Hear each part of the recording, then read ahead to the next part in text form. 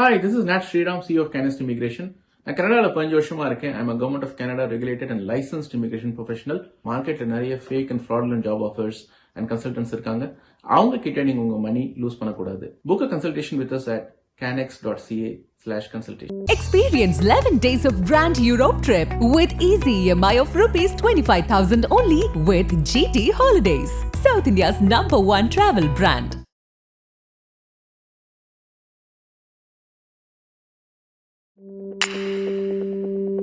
Chai with Chitra.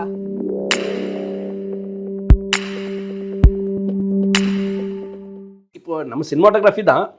இப்போ நாளைக்கு நம்ம அங்கே எனக்கு என்ன ஒரு பிரச்சனைனா, ஓகே நம்ம செல்வாவோட ஒர்க் பண்ணும்போது ஒன்றும் பிரச்சனை கிடையாது. இப்போ நாளைக்கு போய் என்கிட்ட ஒன்று சொல்லுன்னு சொன்னார்னா அந்த கம்யூனிகேஷனில் மிஸ் ஆகிட போகுதுன்றதுக்காக ஒரு சின்ன ஒரு நெருடல் வந்துச்சு. அப்போ செல்வா கிட்ட சொன்ன, செல்வா சரி வராது இது, ஏன்னா அவர் வச்சுக்க மாட்டேன்றாரு. அப்போ வச்சுக்க மாட்டேன்னு சொல்லும்போது நம்ம உங்ககிட்ட நான் ஒர்க் பண்ணிட்டு நாளைக்கு எதாவது நீ சொல்லும்போது ஒரு கரெக்டாக ரெஸ்பாண்ட் பண்ணேன்னா நான் என்னவோ ப்ளே பண்ணுறாமல் நினைப்பது சரி வராது செல்வா. அது இல்லாமல் என்னுடைய ஃபோர்ட் அதுதான். எப்போ நான் அதில் சினிமாட்டோகிராஃபி தான் முதல்ல நான் கான்சன்ட்ரேட் பண்ணோம். அது வெளியில் வர மாதிரி இல்லை அப்படின்னு அவன் கிடக்கலாம் விட்றா, நீ ஒர்க் பண்ணு, நீ எதுக்கு பண்ணுற, நீ இங்கேருந்து ஒர்க் பண்ணு அப்படி என்ன ஒரு விஷயம் ஆச்சு. நான் திருப்பி போய் ரவியை போய் கன்வின்ஸ் பண்ணுறேன். நான் சொல்கிறேன், உங்களுக்கு பாருங்கள், நான் ஒர்க் பண்ணுறேன், உங்களுக்கு பிடிக்கலன்னா பண்ணேன். அப்புறம் அதை மாதிரி ஃபஸ்ட்டு டே ஷூட்டிங்கும் உங்களுக்கு தெரியும், அது கிட்டத்தட்ட 8 ஜென்ரேட்டர் 7 ஜென்ரேட்டர் அந்த ஃப்ளோ. அது அவங்க இப்போ எனக்கு என்னென்னா அவங்க ப்ராக்டிக்கலாக அவங்க எக்ஸ்பீரியன்ஸோட என் எக்ஸ்பீரியன்ஸ் நல்ல எக்ஸ்பீரியன்ஸ்.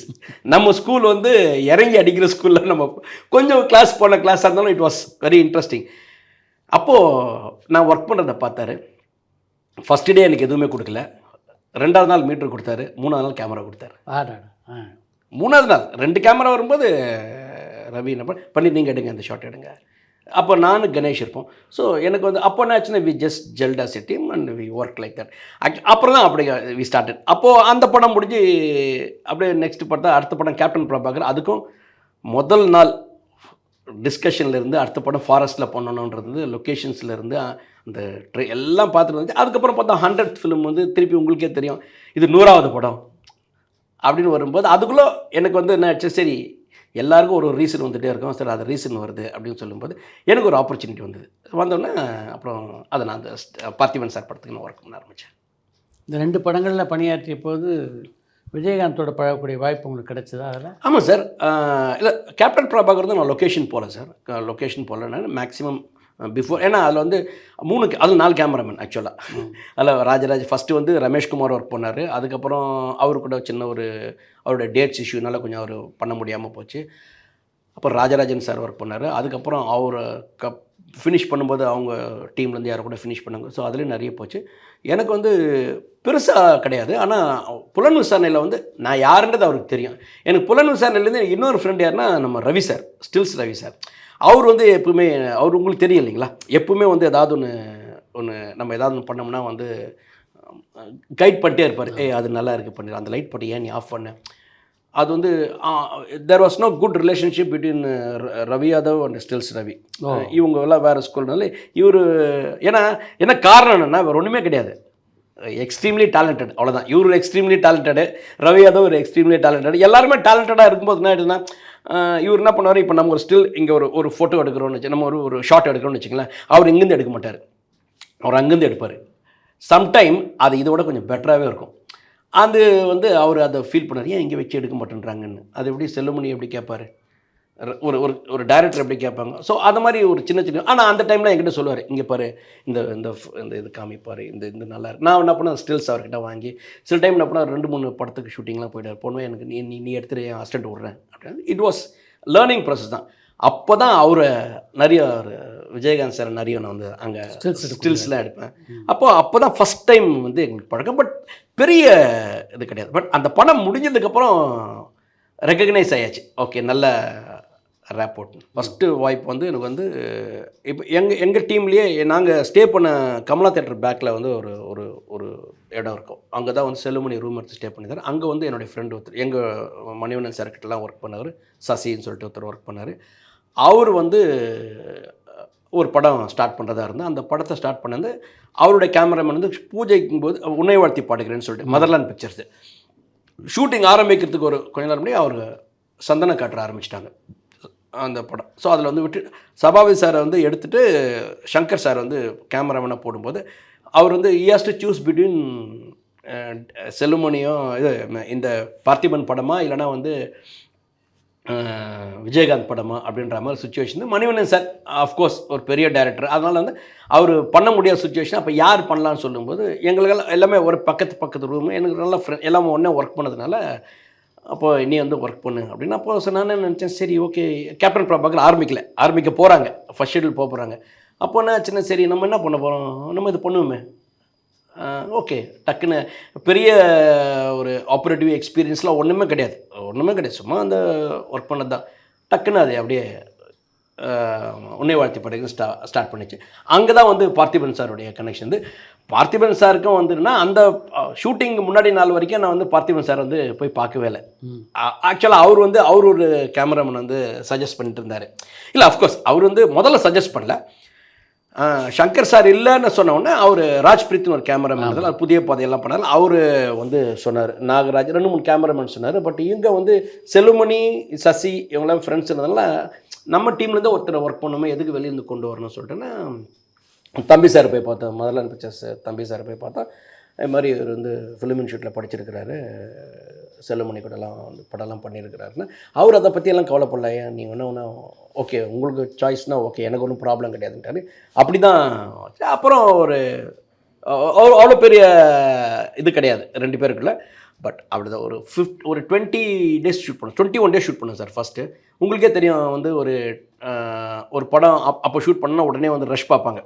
ஒரு 2 நாள் ஷூட் பண்ணால் ரஷ் பார்ப்பாங்க. நான் 21 டேஸ் நான் ஷூட் பண்ணி நான் ஒரு ஃப்ரேம் கூட ரஷ் பார்க்கல. அப்போ பார்த்திபன் சார் கூப்பிட்டு கேட்டார். அப்போ என்னன்னா அவர் பீக்கில் ஆமாம் 2 படம் பிளாக் பஸ்டர் ஹிட்டு. நாங்கள் போட்டு எல்லாமே ஸ்டூடெண்ட்ஸ் தான், எல்லாமே இன்ஸ்டியூட் முடிச்சு ஒரு விதின் ஒரு 1 இயரில் படம் 1.5 ஃபேஸில் படம் பண்ணியாச்சு. நம்ம பாட்டு ஜாலியாக ஷூட் பண்ணுறோம், அங்கே ஷூட் பண்ணுறோம், லைட்ஸ் எல்லாம் ஃப்ரேம்குள்ளே வச்சு. இன்றைக்கி ஒரு ட்ரெண்ட் சொல்கிறாங்களா, அந்த ட்ரெண்ட் வந்து நான் பிரபுதேவாவுடைய சாங் ஒன்று ஷூட் பண்ணியிருப்பேன். லைட்ஸ் எல்லாம் ஃப்ரேம்குள்ளே வச்சு ஷூட் பண்ணுறோம், கடாரும் அப்படியே இங்கே இந்த ரிஃப்ளெக்ஷன் அங்கே வருது எனக்கு. அப்படியே ஃபுல்லாக ஷூட் பண்ணுறோம். அவர் 2 நாள் 3 நாள் ஷூட் பண்ணதுக்கப்புறம் அப்போ வாசு வந்து நம்ம மேனேஜர், அப்போ யார் ராம் வாசு இருந்தால, அவர் வந்து பார்த்திபன் சாருடைய மேனேஜர். இவனுக்கு எடுக்கிறது வந்து அவர் வேறு ஸ்டைலில் ஒர்க் பண்ணியிருக்கிறாரு. இது 2 நாளில் ரஷ் பார்க்கலாமாலாம் கேட்குறாரு. ரஷ் பார்க்கலாமா அப்படின்னு கேட்குறாரு. நம்ம ரஷ்ஷே பார்க்கல. அப்புறம் நான் கூப்பிட்டு என்ன சார் எப்போ நீங்கள் ரஷ் எல்லாம் காமிப்பீங்க? இல்லை சார் மொத்தமாக வந்து காமிக்கிறேன். மொத்தமான படம் முடிச்சுட்டு காப்பி. அவர் ஜாலியாக பேசுகிறேன், நமக்கு அது தெரியாது. அப்போ ஃபுல் படம் முடிச்சதுக்கப்புறம் ரஷ் பார்ப்பீங்களா? இல்லை சார் இந்த ஷெட்யூல் முடிச்சேன். இல்லைங்க இப்போ நீங்கள் எடுக்கிறீங்க, முதல் படம் அவர் டைரக்ட் பண்ணுறாரு, நீங்கள் ஃபஸ்ட் படம் டைரக்ட் பண்ணுறீங்க, கேமரா பண்ணுறீங்க, எப்படி உங்களுக்கு தெரியும்? என்ன சொன்னால் என்ன சார் சயின்ஸ் தானே சார், உங்களுக்கு என்ன எக்ஸ்போஷர் வைக்கிறேன்னு தெரியும், என்ன ஃபோக்கஸ்ன்றது தெரியும், என்ன லென்ஸ் யூஸ் பண்ணுறதுன்னு தெரியும், அதில் இன்னும் ப்ராப்ளம் கிடையாது. எனக்கு என்னென்னா ஏன்னா ப்ரொடியூசரே கேட்கல நம்மளை, இவர் ஏன் கேட்குறாரு? அவர் அவ்வளோ வேல்யூன்றதே எனக்கு தெரியல. அவர் அவ்வளோ பெரிய வேல்யூவில் இருக்காங்கன்னா அப்புறம் அது ரஷ் பார்க்கணுன்றது அவ்வளோ பெரிய வேல்யூ இம்பார்ட்டன்ட் விஷயம் தெரியல. நம்ம அப்புறம் கூப்பிட்டு சொன்னார்னா டேரக்டர் கூப்பிட்டாருங்க, எதுக்கும் அவர் எடுக்கிறது பரபரன்னு எடுத்துகிட்டு இருக்கிறாரு, ஒரு வாட்டி சும்மா ரஷ்ஷை பார்த்துருங்க, பார்த்துட்டு அப்புறம் கண்டினியூ பண்ணுங்க அப்படின்றாரு. அப்புறம் அவர் இந்த டைரக்டர் வந்து சொன்னார், எப்பா நீ சொல்கிற 4 நாள் ஷூட்டிங் போட்டு ஒரு ரஷ் பார்க்கலாம், ரஷ் பார்த்துட்டு வந்து நீ வந்து சொல்லலாம். இன்னும் மணிகண்டன் இருக்கார கேமராமேன், இப்போ மணிகண்டன், இப்போ ஷாருக் கான், அவர் வந்து என் கூட ஒர்க் பண்ணுறாரு. அவன் பக்கத்தில் சும்மா இல்லாமல் ரஷ் பார்க்கணுன்னா பாண்டி பஜார் போய் நிறைய ரஷ் இருக்கும். இதை மாதிரி ஒரு ஃபன் பண்ணிட்டு தான் அவ்வளோ ஒரு ப்ளேஃபுல்லாக இருக்கிறோம். 21 நாள் கண்டினியூஸாக நாங்கள் ஷூட் பண்ணிவிட்டு அதை ஃபுல்லாக நெகட்டிவ் கட் பண்ணி எடிட் பண்ணி ரஷ் பார்த்தோன்னு தான் அவருக்கு வந்து ஒரு பயங்கர ஒரு ஹாப்பியாச்சு. அதுலேருந்து வி ஸ்டார்டட். அதுக்கப்புறம் அவருடைய படத்துக்கு சுகமான சமயங்களுக்கு கூப்பிட்டார். பார்த்திபன் சார் வந்து உங்களுக்கு தெரியும், அவருக்கு வந்து ஒருத்தர் பிடிச்சிச்சுன்னா அவர் மாதிரி வந்து புகழறதுக்கு ஆளே கிடையாது. அந்த பாராட்டுன்றது வந்து அவர் எப்படி பாராட்ட அவர் ரசிக்க ஆரம்பிச்சிடுறார் ஃபுல்லாக. சுகமான சமயங்களுக்கு வந்து நான் அப்போ என்னாச்சுன்னா முன்னே நாங்கள் இதில் ஷூட் பண்ணிட்டு இருந்தோம். லாஸ்ட் ஷெட்யூல் வந்து இதில் ஷூட் பண்ணுறோம், ஊட்டியில் ஷூட் பண்ணுறோம், உன்னை வாழ்த்தி பாடிக்கிறேன். அப்போது அதான் சுகமான சமயங்கள் ஆரம்பிக்க போகிறாங்க, சாங் ரெக்கார்டிங் இருக்குது. அப்போது வந்து என்னுடைய அசிஸ்டன்ஸ்கிட்டே சொல்கிறாரு, உங்கள் கேமராமேன் தான் போடலான்னு சொல்லிட்டு அப்படின்னு சொல்லியிருக்கிறாரு. ஆனால் என்கிட்ட வந்து டைரெக்டாக சொல்லலை. நம்ம கூட ஒர்க் பண்ண என் ஃப்ரெண்ட்ஸ் சொன்னாங்க, என்ன சார் உங்களை தான் சொல்லிட்டுருக்கிறாருண்ணா. சொல்லிட்டோம்டா, நமக்கிட்டலாம் தெரியும், அவங்களா டிசைட் பண்ணி வரட்டோம்னு சொல்லிட்டு. அப்போ அவர் நினச்சிட்டார் ஒருவேளை நாம் வந்து அவர் வந்து அவருடைய படத்தில் வந்து ஒர்க் பண்ணுறதுக்கு பிடிக்கல நினச்சிட்டு அப்புறம் வேறு ஒரு கேமராமேன் வந்து போட்டாங்க. அப்போ அப்புறம் இவங்களுக்கெல்லாம் ஷாக், என்னடா உங்களை தான் சொல்லிட்டு இருந்தார் சாங்லாம் அங்கே சாங்கெல்லாம் பார்த்தாரு, எடுத்துகிட்டு அந்த ஊட்டியில் சாங் எடுத்துலாம் பார்த்தீங்கன்னா ரொம்ப ஜாலியாக கடன்னு எடுத்துகிட்டு போயிட்டோம். அப்படியே ஏன் திடீர்னு அது மாதிரி ஆச்சு, சரி ஓகே அவங்களுக்கு ஒரு தாட் இருந்திருக்கலாம் போகலான்னு சொல்லிட்டு கரெக்டாக ஒரு நாள் எங்களுடைய லாஸ்ட் பேட்ச் ஒர்க்கு அவருடைய ஷூட்டிங் ஆரம்பிக்கும் போது சும்மா பேசிட்டு இருக்கும்போது சொல்கிறாரு, இது மாதிரி நீங்கள் தான் என் படம் ஒர்க் பண்ணியிருக்கணும் அப்படின்னாரு. நான் சொன்னேன், நீங்கள் கூப்பிட்டு தான் நான் ஒர்க் பண்ணியிருக்க போகிறேன் சார்னாரு. அப்படியா, உங்களுக்கு தான் இன்ட்ரெஸ்ட் இல்லை நினச்சேன். இல்லை சார் நீங்கள் சொல்லியிருந்தால் நான் பண்ணியிருக்க போகிறேன் அப்படின்னாரு. அப்புறம் அந்த படத்தில் வந்து வேறு ஒரு சினிமாட்டோகிராஃபர் ஒர்க் பண்ணார். அவர் முதல்லேருந்தே அவர் சொன்னார், என்கிட்ட சொன்னார், இது மாதிரி ஒர்க் பண்ணுறாங்க, நான் ரொம்ப சின்ன இடத்துல ஒர்க் பண்ணுறேன், பட் இவ்வளோ இது மாதிரி இருக்கேன், எனக்கு நான் எதிர்பார்த்த அவுட்புட் வரல அப்படின்னு. அவர் எனக்கு பழக்கம் இல்லாத ஒரு கேமராமேன். அப்புறம் அவர் இல்லைன்னு சொன்னதுக்கப்புறம் ஒரு நாள் சடனாக ஒரு நாள் ஃபோன் பண்ணேன், சார் இது மாதிரி ஒரு சுச்சுவேஷனுக்கு ரொம்ப வேர்ஸ்ட் சுச்சுவேஷன் இருக்குது, நான் இவ்வளோ டேட்ஸ் எல்லாம் வாங்கி வச்சுட்டேன், அந்த வீடெல்லாம் கூட ரெடி பண்ணி வச்சுட்டேன், பட் இப்போ அந்த கேமராமேன்ட ஒரு சின்ன அவரும் நல்ல கேமராமேன் தான், பட் சில விஷயங்கள் என்னால் செட் ஆகலை, நீங்கள் வந்து பண்ணால் நல்லாயிருக்கும் அப்படின்னு கேட்குறாரு. எனக்கு என்ன ஒரு ப்ராப்ளம்னா, அப்போது ஒரு சின்ன ஒரு miss understanding was going between தம்பி சார் அண்டு பார்த்திபன் சார். ஏதோ சின்ன ஒரு ஒரு பெரிய ஒரு நான் சிங் மாதிரி போயிட்டுருக்கு. அப்போது நம்ம திடீர்னு இங்கேருந்து அங்கே போனோம்னா என்ன ஆகிடும் அப்படின்றதெல்லாம் வந்து அதெல்லாம் கூட யோசிக்கவே இல்லை. இவர் கேட்டார், அவர் ஒரு டைரக்டர், அவர் கேட்குறாரு. இங்கே பக்கத்தில் என் ஃப்ரெண்ட்ஸ்லாம் சொன்னாங்க, எல்லாம் போகாதீங்க, தம்பி சார் வந்து கோச்சிப்பார் அப்படின்ட்டு.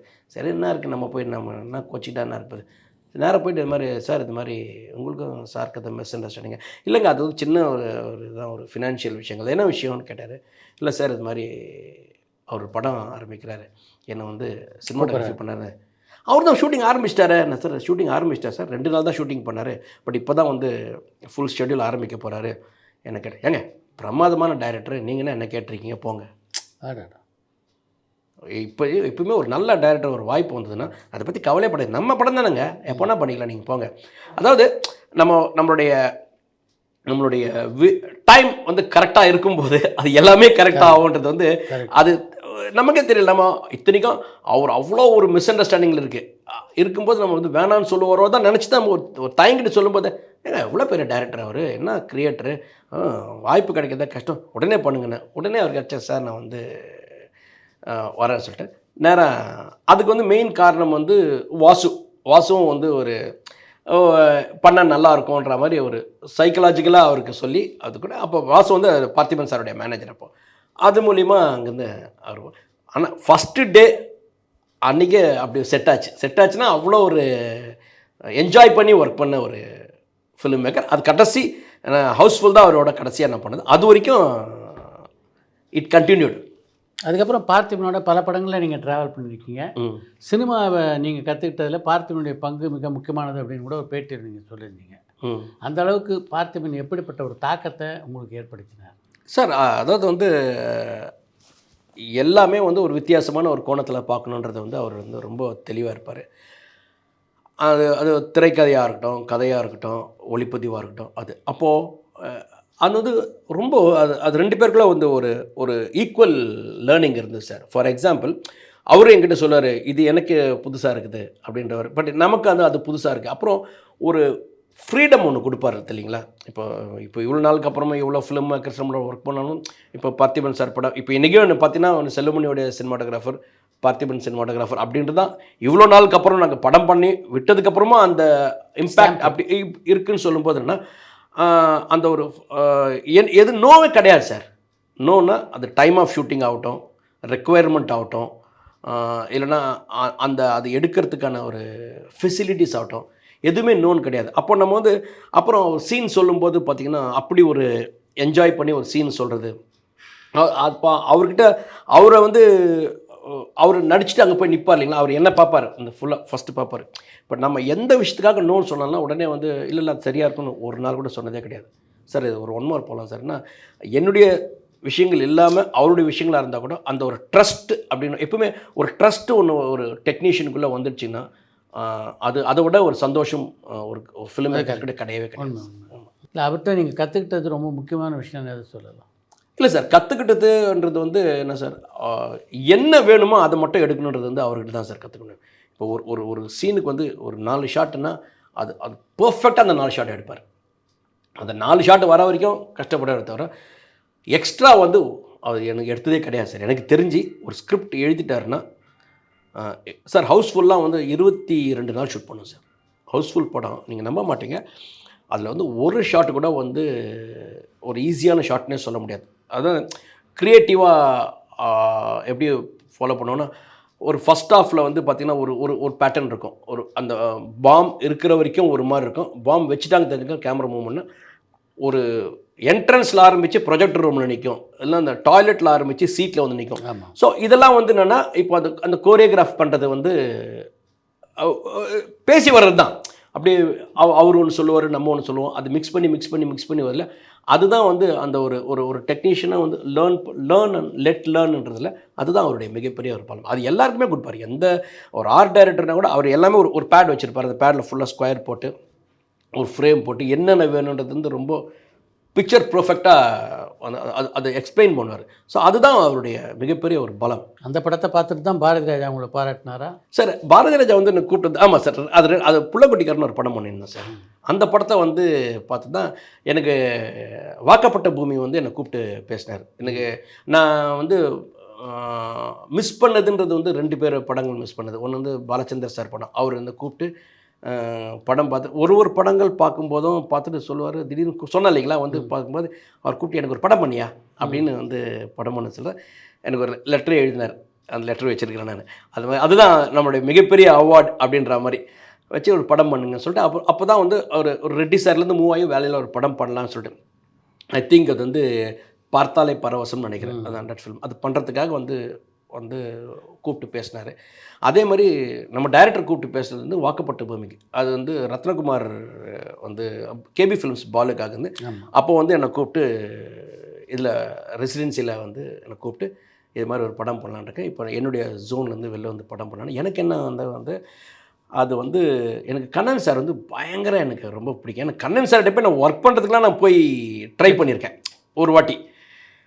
சபா சார்கிட்ட சேர்கிறதுக்கு முன்னாடி கண்ணன் சார்கிட்ட போயிட்டு இருக்கும்போது அங்கெல்லாம் போயிட்டு இருக்கேன். இப்போ கண்ணன் சார் எனக்கு அது தெரியாது. பாரதி ராஜா கூப்பிட்டா சொன்னால் இமீடியட்டாக அடுத்த செகண்ட் அதோட நேஷ்னல் அவார்டும் கிடையாது, ஆஸ்கார் அவார்டும் கிடையாது நம்மளை பொறுத்த வரைக்கும்.